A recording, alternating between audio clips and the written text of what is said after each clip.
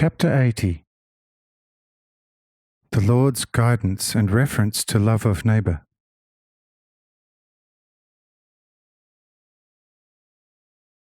Says Julius, I like your decision, but cannot agree with the means for carrying it into effect, as they are not grounded in truth.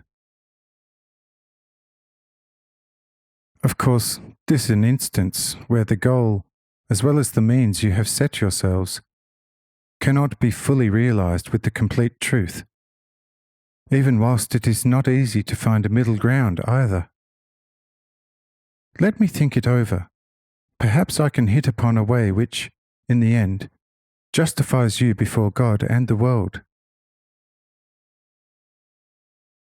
Your temple oath appears, of course, as the greatest obstacle. How can it be circumvented? If I did not honour this on account of your fully true God, then it would cost me only a word, and you should be innocent and free of your temple yoke before God and all the world. But your most sacred oath hinders me mightily, and I must take counsel with the many wise men relaxing at my table. Then we shall see how we shall be able to extricate ourselves from this true Scylla and Charybdis.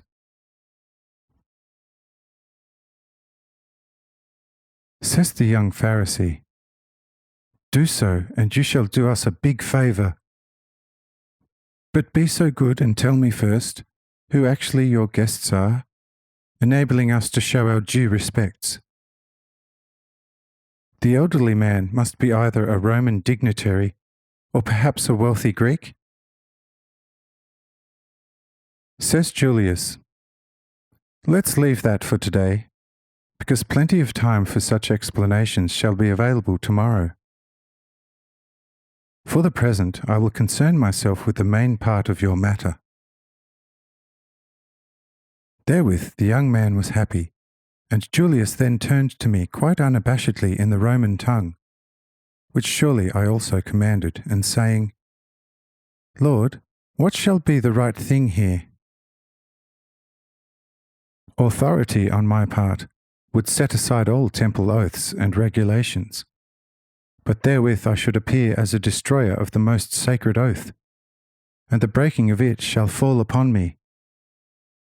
I do, of course, as between ourselves, regard oaths imposed for evil purposes, and given only too often, not only as nothing, but deeply despise them, because God is then conjured up to vouch for deception and evil, as a witness and helper. But the temple at Jerusalem is somewhat different.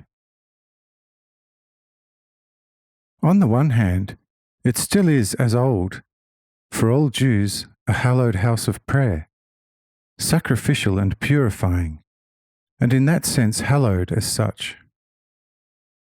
On the other hand, and most notoriously, abomination upon abomination are committed there, in a most brazen manner not easily equalled anywhere else upon beloved earth. Just on that account I would want to tear up and destroy every oath from its foundation. Tell me, therefore, what is the correct thing before God and mankind? For verily, if things stand the way these people have now innocently told me, then these youths grieve me much, and I would like to help them. Say I, we had just heretofore worked out how to practice love of neighbour. If they ask for it, and your heart desires it, then there you already have all your advice. You have, furthermore, never yourself sworn an oath that shall honour the temple's evil vows. If therefore you are not bound to the temple by any oath, what should stop you from doing what you think is necessary? You already often exercised power against societies who were bonded to their old customs and traditions through oaths. And this was actually quite good of you, for many secret atrocities often lay in such old customs and traditions. Here you can do likewise in accordance with your sense of justice. Roman authority voids all bonding by oaths. That is, when he who had been subject to an oath freely realizes that the oath resulted from duress against his free will. And secondly, that its aim was a consistently evil one, and that it is sanctioned more by worldly rather than divine laws as it stands.